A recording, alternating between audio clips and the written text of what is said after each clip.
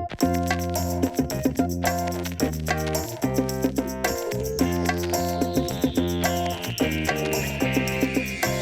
to the Glitter Boom Girls podcast. I'm Robbie Ann McPherson on the East Coast. I'm Amy Asbury on the West Coast. So, today's topic. Don't try this at home. Now, Don't try it. That's right. Don't try it because we did and we failed. So we're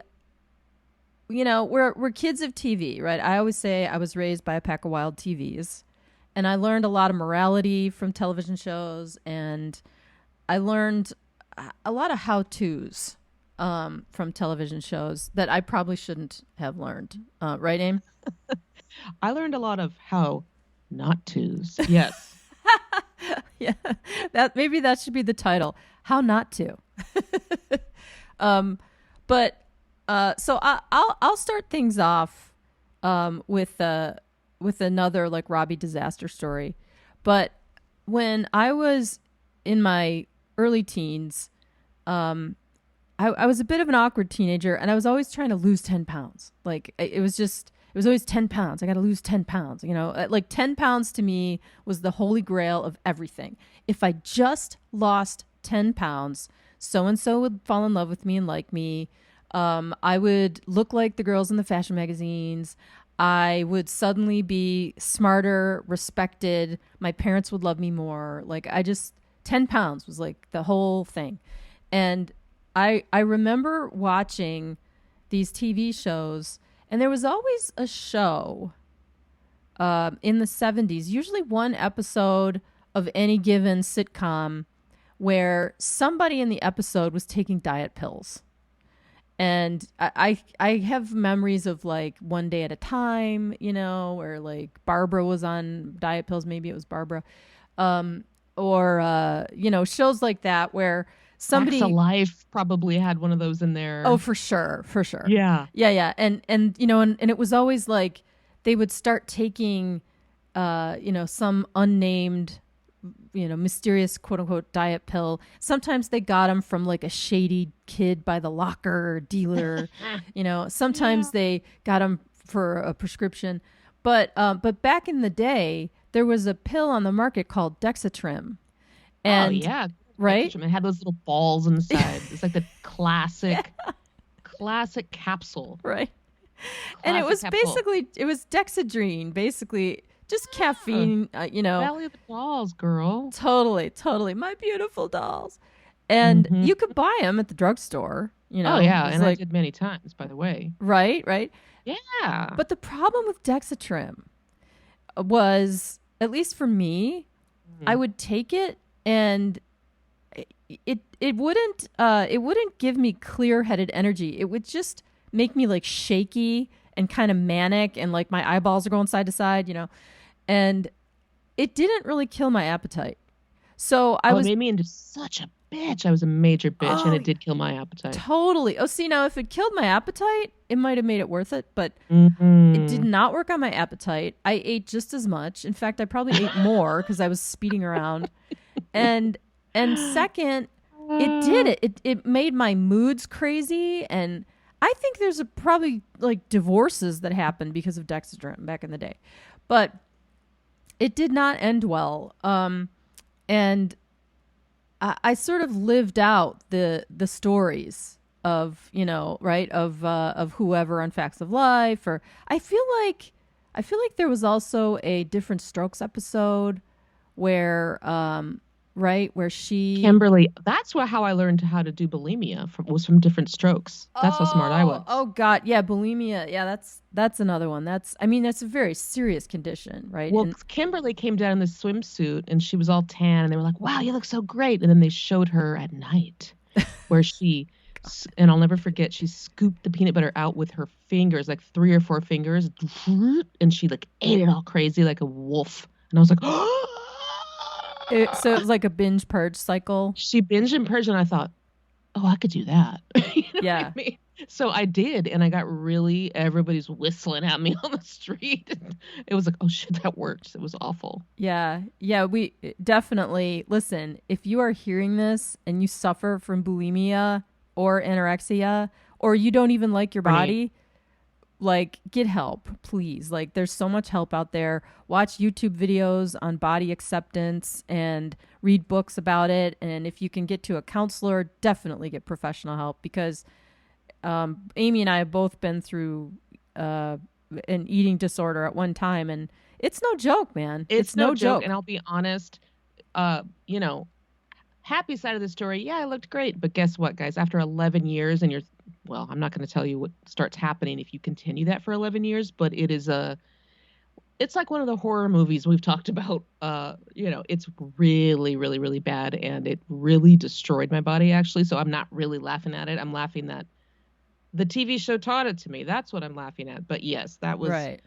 it was actually super horrible. So for a second, you're like, woohoo, and then it completely destroys your life. So Well, and that's a side good note. point, though, about our topic today. Don't try this at home, because here's a show that was obviously trying to demonstrate the dangers and uh, the hey, don't do this of bulimia, but it backfired because you were like, oh, hey, I can lose weight.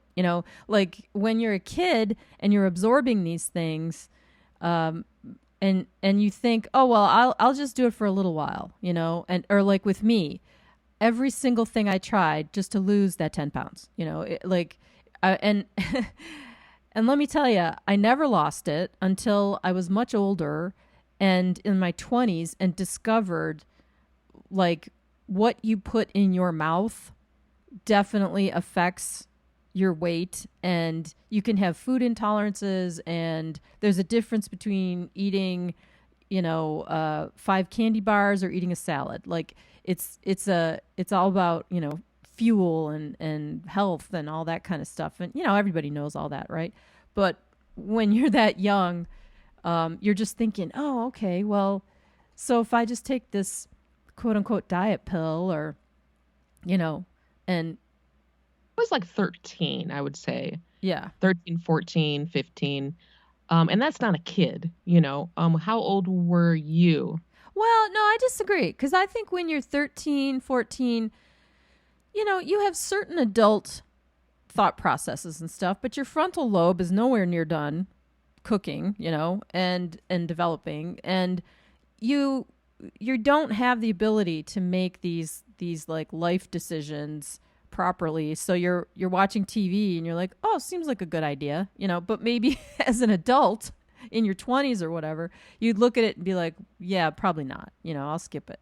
But I was probably about that age when I started. And what are these drugstore people? I would just go in and buy the Dexatrim, and they were like, "Yeah, okay, kid, here you go." Like it wasn't, I don't know. It's just kind of crazy that I had that much leeway to make these bad decisions. It's interesting because when I went into, typically, same thing with me, everyone's all jaded. Here you go, kid. But I went into a pharmacy in Colorado when I moved there in my early 20s, and they were totally different. The lady who was selling it to me looked at me and she's like, why are you buying this? You don't need that. She was like a totally cool person. I was like, oh, can Oh you be my parent, please? no, that's a good one. That's a good one. Hmm. Yeah, Yeah. and there's some more abstract ones too that like I remember so clearly a Love Boat episode where Julie McCoy falls in love with this guy who's like a single dad. I can't remember. I think he was a widower. And he lives up in Alaska or something. And of course, they fell in love over the course of like 5 hours, in the beginning of the cruise. And then he leaves.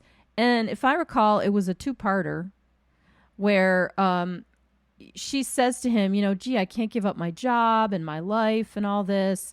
And he's like, well, I live in Alaska. So, okay. And so he leaves. And then somehow like 6 months goes by or something. And then they're on this Alaska cruise, like the Pacific Princess is now going to Alaska. So she, of course, is like, oh, you know what? I'm going to look him up and I'm going to tell him I'm ready.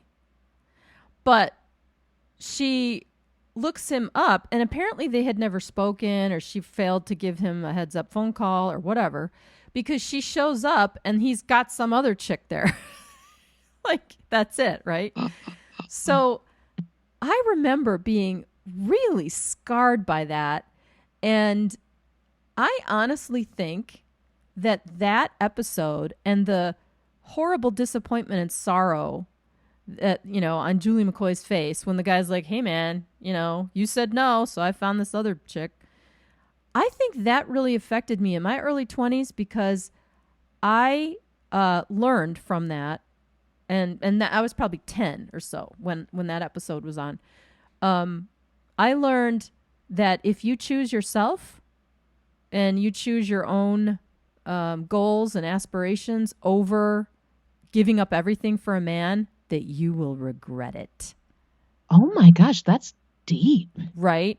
And Yeah. and I'm telling you, it probably took all of my 20s and some of my 30s to unwind that idea, because of course we all know that if it's the right guy, you don't have to give up yourself. Like, maybe you blend your goals, or there are compromises and things like that, but it's not so black and white as, well, you either have to live in a fishing village in Alaska, or you can have your dream job and keep living your life and have fun. That just hit you at a certain time in your life. Yeah.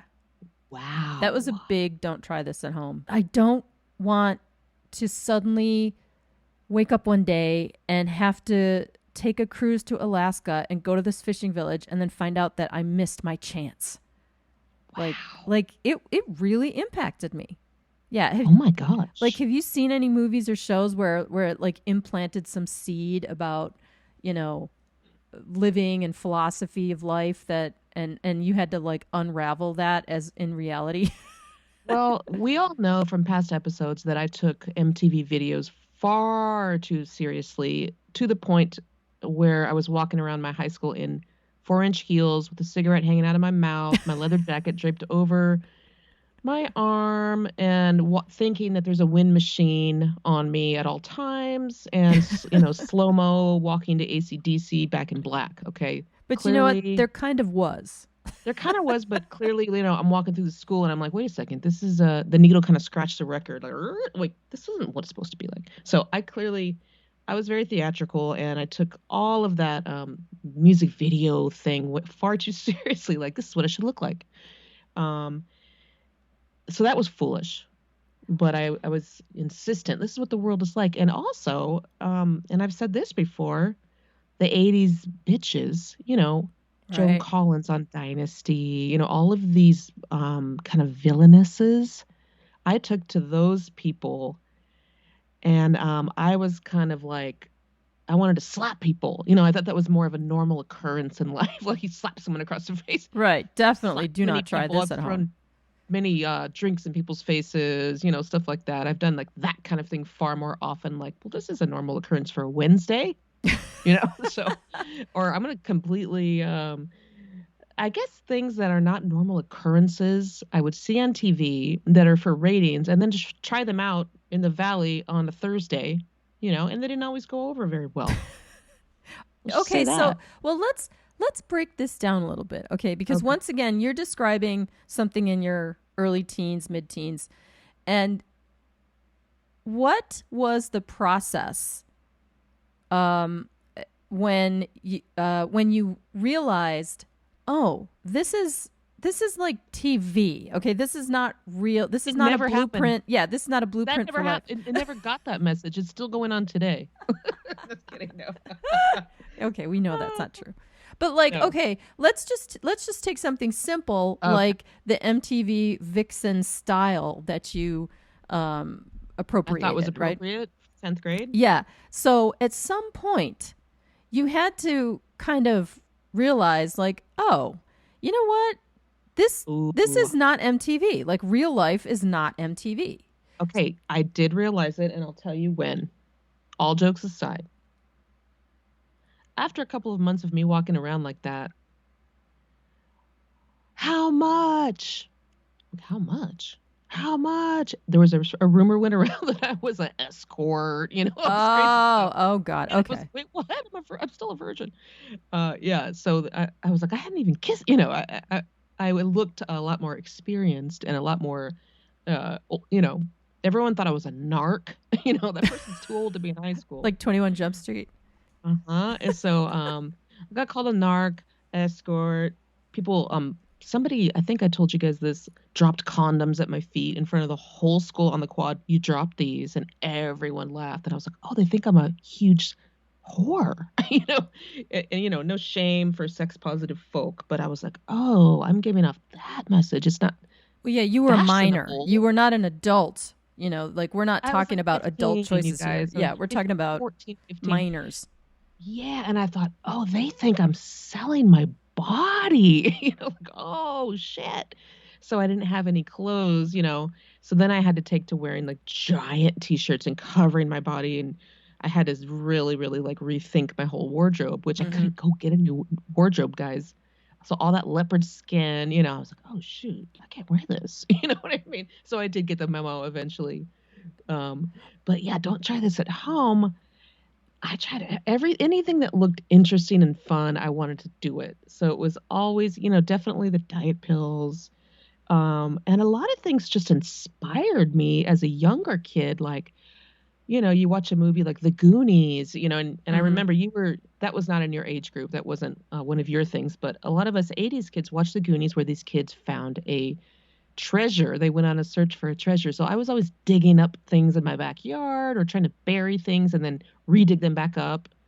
And I recall with my sister, we got inspired by Little House on the Prairie. We found a shopping cart outside. This is very trashy, by the way, guys. It was the valley. The cart was gone. So it was just the wheels and the bottom platform. Oh yeah.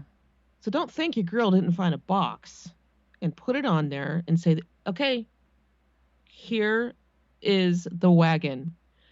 Let's put on our bonnets. Let's get the Holly Hobby dolls, the life-size Holly Hobby. Let's put on our bonnets. Let's get in the wagon. So I'm pushing my sister with this bonnet on my head, and she's in the cart, like trying to hit the horses with the little, you know. So So you anyway, were going into town to visit the I was Olson's going into general store. Walnut Grove. Oh. Yeah, I was going to Walnut Grove. I was going into town. So I definitely would watch a show or watch cartoons and be like, all right, I got what we're gonna do today. You know what I mean? So it's very Phineas and Ferb. For those of you who have children or yourselves have watched that show, they kind of get inspired, and then one of the guys says, "I know what we're gonna do today," and then they go create something. I definitely would be like, Price is Right. I'm gonna go get construction paper and scissors and create an entire game show, and we're gonna play it right now. So I was always inspired by TV, good or bad. It gave me great ideas. Yeah, I that is probably the double-edged sword of being raised by a pack of wild TVs. Is you get both. You get good ideas and really terrible ideas, and you don't really know the difference. Because like in real life, you don't find out what the terrible idea is until you suffer the consequences. So, I would get the, "Oh no, Robbie, what did you do?" Because I was like implementing something like that, like, "Oh, I saw this on TV," and I think I think that maybe the worst "don't try this at home" or the longest lasting effect in my life was what I thought relationships and marriage and parenthood and family life and daily life, what I thought it was supposed to be. Like, the reality is, as you get older, you understand there is no supposed to. Like, life is so different for every person, and there are lots of different ways of living, and there is no like standard, like, okay, this is what is normal.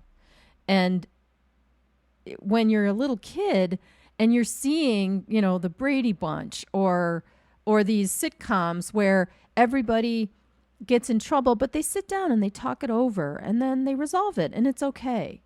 And even the bad things they do, some horrible consequence, you know what?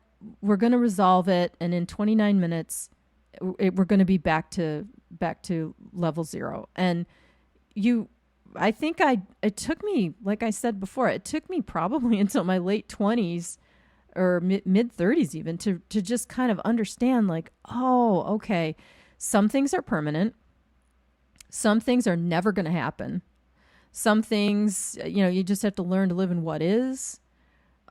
Sometimes you realize, oh my God, I had way more power to change than I thought I did. So sometimes that happens too, right? But man, watching all these shows about like Love Boat or the Hardy Boys, where they had a different girlfriend every week, all this stuff. Right. I think I just thought that when I became an adult, I would be living like Three's Company, where dates were where men were just like, oh, hey, want to go out? And I'd say, oh, okay. And then we'd go out and have dates, and it never hurt. It never stung when they didn't call back or like, I don't know. Am I making any sense here? But I love that you thought it was gonna be like Three's Company. That is so cute. I can't figure out what I thought my 20s were gonna be like, but I love that yours was Three's Company. yeah, I That's just so thought, cute. you know what? I'm going to grow up. I'm going to find a groovy job that I like. Maybe I'll be a manager of a floral shop or a veterinarian. I know I wanted to be a veterinarian for a while there. And then I'm going to have fun roommates, and How it's all going to be fun. laughs. It's just laughs cuz I grew up on sitcoms, and That's so cute. when it didn't end up that way, I didn't quite know what to do for a long time. I couldn't Hmm. figure out how to right my ship, because there was no show. There was no there was no That's TV show. very interesting. I feel like I thought I was gonna grow up and run Paramount, okay, when I was like 10. So I don't know about, I thought like, oh, I'm gonna be in some high rise and I'm gonna like be running some board meeting. But as a little bit older of a kid, what was I watching? When I was a teen, I was watching kind of 90s shows, almost like Beverly Hills 90210 and that kind of thing. Hmm. And I thought, gosh, I don't even know what I thought, y'all. But I do know that on TV, when I thought of the future, I thought, who are the girls Greg Brady is dating? Oh, they all have very long hair and they're very feminine and they're kind of have a little bit of an affected voice. Or, I just noticed, okay, people who have really, I need my hair to be long, and they're showing Yeah. the leg. I kind of had this thought of what was feminine or what Oh was, yeah. What's I expected thought, of oh, you? that's what I'm supposed to do. I'm like, oh, got it. When I was very young. And even Bugs Bunny and Tom and Jerry, what was the animal version of what was Bugs Bunny's dream girl and Tom's dream cat? Really long eyelashes and very mysterious and lots of makeup. So I thought, oh, makeup, So I kind of really took to makeup straight away. Long eyelashes. You see that in the cartoons. You're like, Yeah. okay, Yeah, like when Bugs Bunny dresses up like the that's bombshell. right. Yeah. The whole the feminine ideals Mm, were much more defined back then, very. right? And it had a lot to do with uh, taking a step back, being somewhat submissive, Mm, not ever challenging a man, making sure that you were always just a little less smart, you made less money, you were always a little bit less than. And I did not pick up on that part though, believe it or not, because I was super into Ginger Grant from Gilligan's Island, and I saw right away, oh, they're at her feet. right, and And that Marianne stuck with can't get the me. time of day, right? Listen, that stuck with me, everybody, more than any submissive woman was Ginger Grant from Gilligan's Island. I thought, okay, she's the only woman on TV who is kind of like above the fray and like is playing these guys. She's like, "Oh, you're a player. Nice to meet you. I'm the coach." She's like, "Bitch, you'll listen to what I say." That is who I always thought of, and that is who I clung to as a kid. Like, okay, if I have to pull it out, she's just wearing sparkly gowns and kind of lowering her eyelids, and she's not having to do much, and they're acting like complete idiots and banging themselves in the head with like a cartoon hammer. Oh my gong gosh. gong. Like they're acting like fools for this woman. I get what you're saying so That clearly, stuck with me. but I'm going to throw a wrinkle in there because this is Go how for it. Ginger Grant resonated to me. Mm. I also saw exactly what you saw, right? Oh wow, she's got everybody, she's got all these guys falling all over her. But I didn't look at it like, oh, that's what I need to do or that's what I should do or I'm going to try that. I saw it as not don't try this at home, but I can't try this at home because I am not Ginger. Like So that's much how like her, which is funny. You were her. yeah, well, no, but I've never And mastered that whole girl, you have that seductress thing. face. You had that hair color. You could have out of the gate been Ginger Grant. But If I were I you, didn't I know how to would have do been. it. Like to me, what resonated with my natural kind of personality and my abilities and how I saw myself was Marianne. Well, actually it was Gilligan, but if you're just talking about the two chicks on the show, I would just look at that and I'd think, wow, yep, I wish I could do that, but I'm Marianne, and that was it. Okay, I'm a Marianne. I'm not a Ginger. When Just when the I wanted to skipper. be a Like Ginger. my whole life, I was really just the skipper, like trying to boss around my sister who was bumbling around with coconuts. So I was always like mad and like, come on, we're playing this game and you're not doing it right. You're not giving me enough enthusiasm. I was always really honestly just the skipper. So Well, see, yeah, but was that the skipper really? No, you're right. You're right. That was the skipper. No, I was totally Gilligan. I was well intentioned, but I'm the one that bumbled up the rescue every single time because I forgot something. I didn't fill out something right. I didn't have the right shoes. I was always the one just going, oh, sorry, because I didn't know any better. yeah, TV, I would find the roles of people that kind of were like me and be like, oh, this is how I can further my personality. And Mm-hmm. even as a 2-year-old watching Rocky and Bullwinkle, I feel like that's all I watched when I was like 2, Rocky and Bullwinkle and those shows. But anyway, Natasha, the Russian spy, what was she? What was that? Uh, Boris and she was Natasha from River Boris's City. girl. I don't know. I thought, oh, she's glamorous and kind of bitchy. Any cartoon femme fatale. I Yeah. was like, yes, Well, bitch. yeah, okay. So that goes along with the ginger thing. It's like you were the film noir. You were the Barbara Stanwyck, the the And strong, like, yeah, yeah, the strong, like always in charge of your own destiny. don't fuck with me, fellas. The infamous line from Mommy Dearest. Yeah, I just it got out of control. But I definitely watching TV, watching movies, I saw things that I could be and it gave me great ideas. And funnily enough, and I believe we've discussed this before, a lot of things on TV sometimes just gave me an idea of something to play in the backyard, like I said about Land of the Lost. Oh yeah, Let's get some baby powder and make the slee stack. I would see a show and be like, how can I recreate that whole scene in the backyard? You know what I mean? right. Or in the hallway. Do you now? So I But do kids do that today? Even like with the iPads and everything else. Like do kids still role play outside? Because yes, that's all I ever did. I was they still always do. well, other than They watching still TV. make movies. Like the kids will get their iPad and film a little movie. Let's do a horror movie. I'm gonna chase you with an axe. Like all that stuff still happens. Oh my gosh, if I had had an iPad when I Right? was a kid, I would be Steven Spielberg by now because I would have been filming everything. I would have I had been those clappers. I had those like scene clap scene one. I had those. And I had a little like thing that I yelled at people in. And I had a whole scenes where I would be like, cut, and they were like, oh my gosh.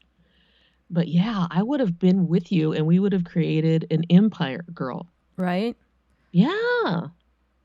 Well, I often think about um, where I feel like I've derailed or, in career and things like that. I mean, it's just natural once in a while because you find yourself going, how did I miss something or sometimes things work out better than you thought and you're like, wow, how did I land here? So I'm a kind of a reflective person. So I look back and I think that I absorbed too much identification with sad, like, loss. And, even before I had real loss, like grief and death in my family, which really didn't happen until I was about 20.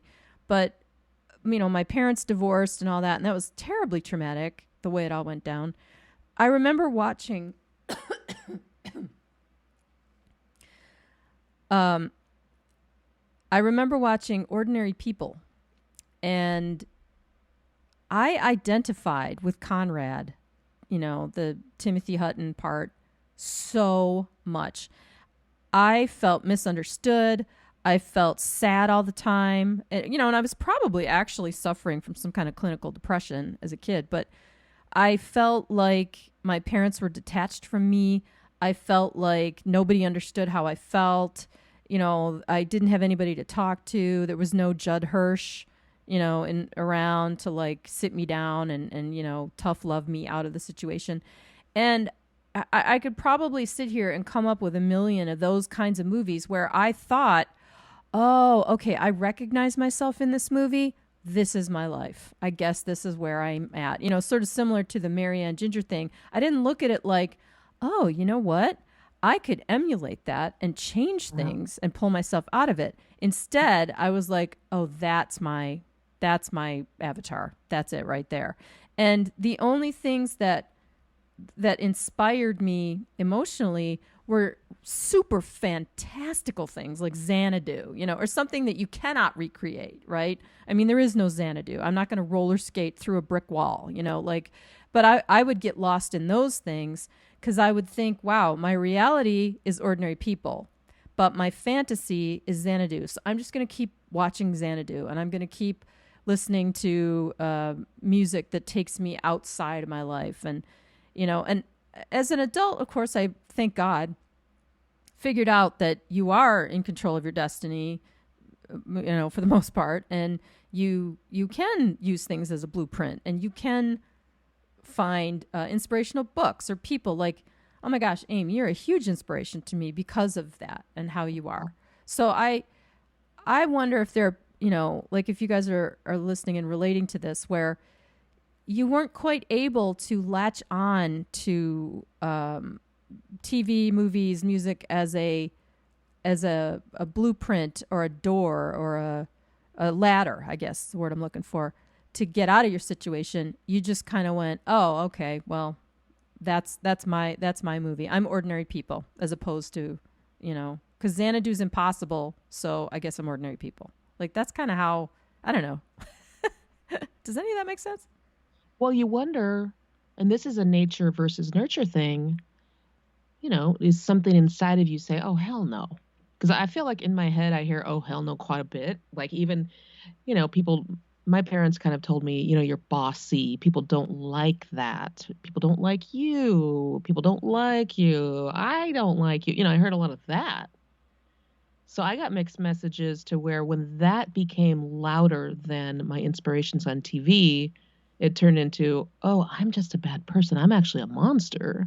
That's actually what ended up happening.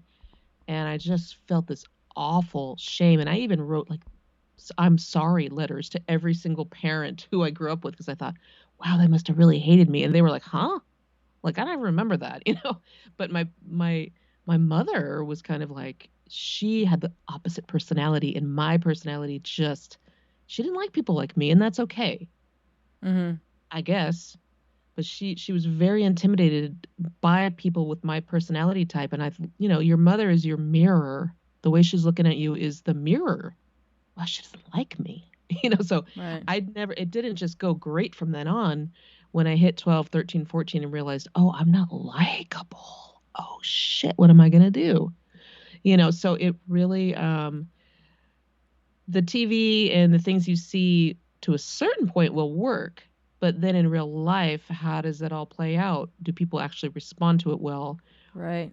The main person in my life has told me, oh no, girl. So, it doesn't always work out the way you think it's going to, but part of you has to either believe 10 years later, oh, you know what? Oh, hell no. She was Right. wrong. You either believe they're right about me or they're wrong about me. By the way, everybody, I want everybody out there to know I recall going out to lunch with Robbie in Santa Monica where Three's Company was filmed, and you actually did end up in Three's Company territory. Right. Who in the world actually goes to the town where Three's Company actually was? Right. You actually did. I You didn't. actually did it. I did live with one roommate when I was in California. Wonderful roommate. Shout out Connie. She was a great You person. actually did it. You just haven't like thought about it like that. Well, because it didn't turn out like I thought. I mean, yeah, I was there, but I Who gets didn't. to go there? Who does it? Very few people. Yeah, I I don't know. find it really interesting. I'm surprised I even made it because my thought process for leaving my hometown Buffalo, or at least where I grew up in Buffalo, for California, it was, I mean, talk about the ultimate don't try this at home. Like, I was an adult and I was literally like, wow, I've seen it on TV. If I go to California and I work hard enough, I'll be a huge success at something, and I'll be creative and I'll be around all these creative people. And, Hollywood is so cool in the music business and all these things. I really went into it with this naive, like movie set view of how life would be out there. And boy, what an awakening. I mean, my first year in LA was brutal, just brutal. And you learn, it's sort of eat or be eaten out there. And it's very competitive, and It's you tough. yeah, you find out what you're made of real fast. And Okay, listen, but I can't even let you go on because you came to LA. I saw you working for a PR company. You were driving a Jeep. You were drop dead gorgeous as you still are. You were citing Sean Cassidy at Whole Foods. You were dancing at the gay clubs. You lived in Warner Center. I saw you as like, bam, you did do it. well, okay, that's interesting because to hear you put it that way, it makes me go, wow, that sounds fabulous, You did right? do it, and you went on to become a newscaster. Who the hell does that? But it didn't You feel actually did fabulous when I was do it in it. all. No, you did not. It You did was not. not it was not like when I watched Xanadu or when I watched Three's Company and I was all excited like, "Oh my god, that looks like so much fun." This is our topic today, right? I thought you could try this at home, but when you do, it doesn't feel like it felt when you watched it on TV or when the It people that looked did it like on it, TV. Yeah, it might have but looked you were like still it. you inside. You were still Robbie who left the rotten Easter egg in her desk in third grade and smelled up the school, and they thought there was a dead body. You guys You go were still listen go her, listen to our Easter episode if you want to hear that story. but from the point of view of myself, I looked at you and we were twirling with glitter flying through the air to Xanadu with crazy makeup on, dancing with a bunch of boys in Boys Town, throwing back cocktails, and you were going to a glamorous LA job with palm trees around you in the daytime. Did you feel like Robbie inside? Yes, you did. But all the haters back home, no, bitch, I'm in LA. I'm having cocktails. I did it. I feel Yeah. like Robbie, but I did do it. That's what I would be telling people. You know what it felt like? So, talk about don't try this at home. That song, It Never Rains in Southern California, that's how it felt, you know? Don't Mm. tell them how you found me. Don't tell them how you found me. Give me a break. It's like the guy's like starving. He's had no success. He's got no luck. But he's like, But yeah, that's don't tell LA anybody at though. home how you found me. You know what? That's New York and that's LA. The brave move here. The brave move Oh, here. yeah. And they Definitely. reproduce. And, that's why someone like me comes out somewhere in the genetic line because it was the people that were brave enough to move to New York or LA. It takes nerve to uproot yourself and go somewhere and hit the pavement. I'm going to find a job. I'm going to do, and you did do it. It doesn't, TV, yeah, it gave us kind of a blueprint. Yeah. I think I like that big New York building when she's throwing up her hat in the air. Mary Tyler Moore. Oh It my gives God. us an idea. Let's break down Mary Tyler Moore because you're right. Mary Tyler Moore was a huge don't try this at home for me. I really and I will say this, okay, I did end up kind of living that life, and I always loved that that show, she wasn't always pining away for a relationship or something. Or, I mean, it was a theme throughout the show, but it wasn't the main theme. The main theme was like her relationships with her coworkers and, and like her job. She loved her job and took her job seriously. And, she wasn't just like waiting it out to get married to somebody.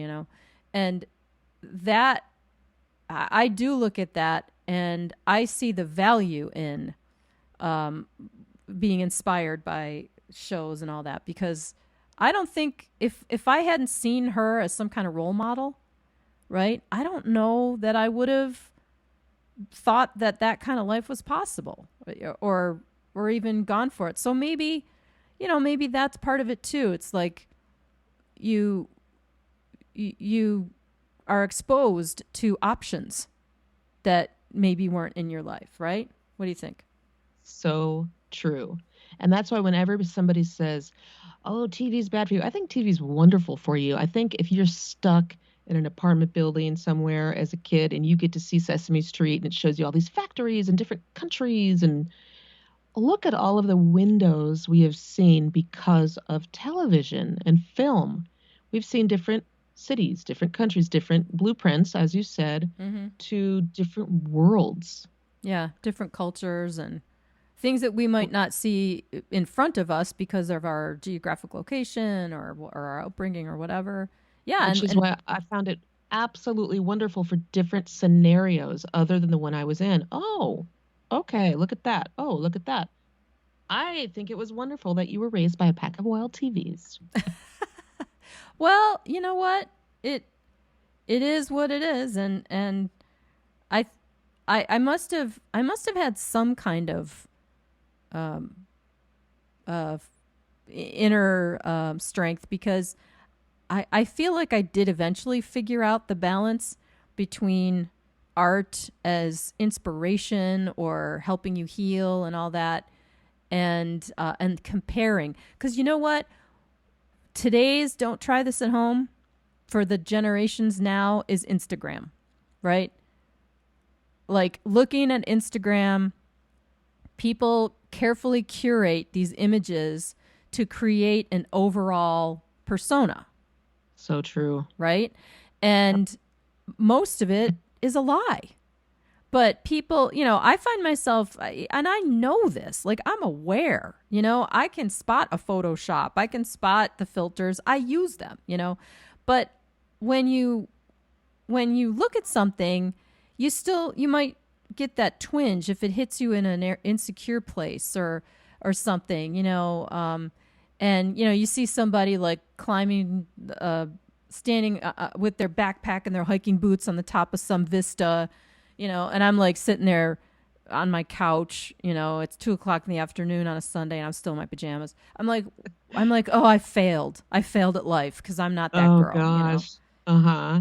That's the ultimate. Don't try this at home. Totally. Wow. Like I got one word to say for Mm, everybody as far as Instagram and don't try this at home goes: makeup contouring. Okay? No, girl. don't. Just don't. Yeah. It Yeah. it works for Kardashians. It is not going to work in real life. Excited. Ooh, I'm gonna contour, and then I go catch a glimpse of myself in a mirror somewhere. Like, oh my gosh. My sister's like, "You look like the cast of Cats right now." Okay. What happened? That's exactly what Oh it is. no. Contouring in Yeah. the hands of an amateur. It's so fun No. though. I love like cartoony looks, but yeah, I'm like, oh no, what have I done? But Well, yeah, you're right. the looks that work for a photo shoot, right, are not necessarily the looks that are going to work when you are going to your office job or You are And just that's such a going. shame because I want to wear full stage makeup everywhere I go, and I kind of do because You want the world to be a photo all the shoot. life is a stage, darling. No, I just get like so excited to paint my face up because it's just fun. And then I'm like, wait, I need like a reason to be looking like this right now. Well, you do And it they're well though. never, Like, no, you're because I've seen you in person with your full face makeup. You just look beautiful and glamorous. It's extra. It's it's totally fun. extra, but it It's doesn't. just fun. Yeah, it's not like, oh, gee, like I feel like a lot of people, myself included. I mean, I watch YouTube videos on how to, So fun to watch whatever, those. I 10 love different them. kinds of concealer or, There's a lot of skincare. product though. Yeah, I'm like, oh, they're using quite a bit of product, way more. I'm gonna put on this primer and then put this on. Then I put this. I'm like, girl, you've put on like 12 things and we're still like haven't done the foundation. So Right, right. You haven't even had your I will coffee yet. not try that at home because Yeah. that is just too much. I don't have the money for that many Well, products. right, because look at the time it takes. Let's say it's a photo shoot. I mean, makeup takes like 2.5, 3 hours, for all the little tiny eyelashes and all the cover this and that and blending and 10, that takes a long time. That's why it's a photo shoot and that's why people look so good. And then on top of it, they manipulate the photo, right? So when we're looking at that going, oh, I'll try this at home, you know, I mean, I don't know about you, but I have not had my Vogue cover yet. So, I don't know what I'm doing sitting in my bathroom Mine, for 4 hours with hot rollers. Like, it just doesn't make any sense. no, let me explain to you. Let me explain to you. You can still try this at home with fashion, and here's why. Here's why, everybody listening, and Rob. It is ever changing. The editors go in and out. It's never the same person. It always changes and flows, and you get to make up your own thing. You get to pull from the 30s, you get to pull from the 40s, pull from the 70s, pull from the 2010s. It's always shifting. So you get to take whatever you, Robbie Ann McPherson, like. I like the brows from Studio 54, and I like the lipstick from World War II. And guess what? I'm going to wear both of those at the same time. That's that. Mm-hmm. And fashion for the clothes, all they are doing is giving us options and art and this is the new thing, but it doesn't, we get to pick what we want, and that's what style is. That's all fashion. Style is personal. Style is what you get to create. This is all just the paints. Here's all the paints. We're the customer. We choose what we like, and it's fun. And it's always weird and funky, and it went from super glamazon to grunge to baby doll pastel to glitter. It always is shifting and morphing. Right. So don't look at it like that. It's just a crayon box. I like the paint. Watch everything, take everything in, dip your paintbrush in every color, try out everything. Try out everything. And sometimes, guess what? It's not going to work. But that doesn't matter. Try it again. Change the channel and watch something else and try that. Try out as many things as you can. That's what I have to say. Well, we want to thank you guys for listening to us. We are the Glitter Boom Girls. And just a reminder, we're on Instagram, Glitter Bee Girls.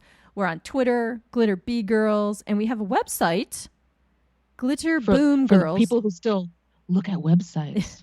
We're on the interwebs. We're officially interwebs. on the interweb. It's like those commercials with the guy. Right? Oh, that. Okay, now we're going to open a PDF. Right? Yeah. We're on the interwebs at glitterboomgirls.com, and you can find our podcast there. Podcasts, I don't know, whatever you're listening to here, we're on Spotify and Google and Apple. We're everywhere. We're everywhere. So thank you guys so much for listening. I'm Robbie Ann McPherson on the East Coast. I'm Amy Asbury on the West Coast. We'll see you next time.